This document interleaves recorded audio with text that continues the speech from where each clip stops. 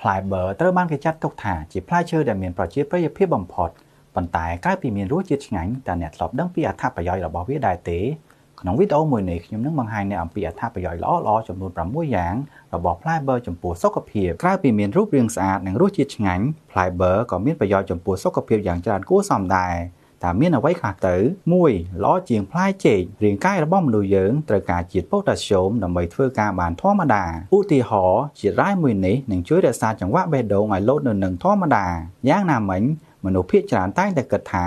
ផ្លែចេកអាចផ្ដល់ជាជាតិប៉ូតាស្យូមច្រើនជាងគេបង្អស់ប៉ុន្តែផ្លែបឺមានជីវជាតិមួយនេះច្រើនជាងផ្លែចេកទៅទៀត 2. ការពារភ្នែកផ្លែបឺមានសារធាតុលុយតេអ៊ីននិងស៊ីសាន់ទីនដែលជួយបឺតស្រូបរលកពន្លឺដែលអាចបង្កគ្រោះថ្នាក់ទៅដល់ភ្នែកបានអ្នកដែលញ៉ាំអាហារសម្បូរអង់ទីអុកស៊ីដង់ប្រភេទនេះច្រើនទំនងជាមិនងាយមានបញ្ហាភ្នែកឬពិការភ្នែកនៅពេលចាស់នោះទេអង់ទីអុកស៊ីដង់របស់ផ្លែបឺភាគច្រើនគឺមាននៅក្នុងសាច់ពណ៌បៃតងចិត្តនឹងគ្រាប់របស់វាតែម្ដង 3. ជួយដល់ការសម្រកទម្ងន់ផ្លែបឺពាក់កណ្ដាលគឺមានជាតិសរសៃប្រហែល6ក្រាមដែលវាស្មើនឹង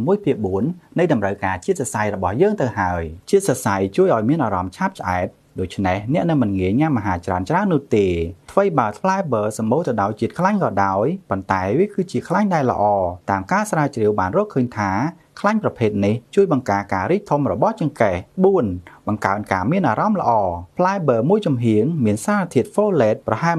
188មីក្រូក្រាមដែលវាស្មើនឹង 1/3 នៃតម្រូវការប្រចាំថ្ងៃរបស់យើងទៅហើយអ្នកដែលទទួលបានវីតាមីនប្រភេទនេះមិនគ្រប់គ្រាន់គឺងាយនឹងមានបញ្ហាបាក់ទឹកចិត្តខ្លាំងណាស់ហើយក៏មិនងាយឆ្លើយតបទៅនឹងថ្នាំប្រឆាំងនឹងបាក់ទឹកចិត្តផងដែរ folate ដើរតួនាទីដ៏សំខាន់មួយក្នុងការបង្ការកូនកើតមកខូចអវយវៈដូច្នេះសម្រាប់ស្ត្រីដែលមានផ្ទៃពោះគួរតែទទួលទានវាឲ្យបានច្រើន 5. បង្កើនថាមពលផ្លែឈើពណ៌បៃតងមួយនេះផ្ទុកទៅដោយវីតាមីន B ផ្សេងទៀតដែលមានដូចជា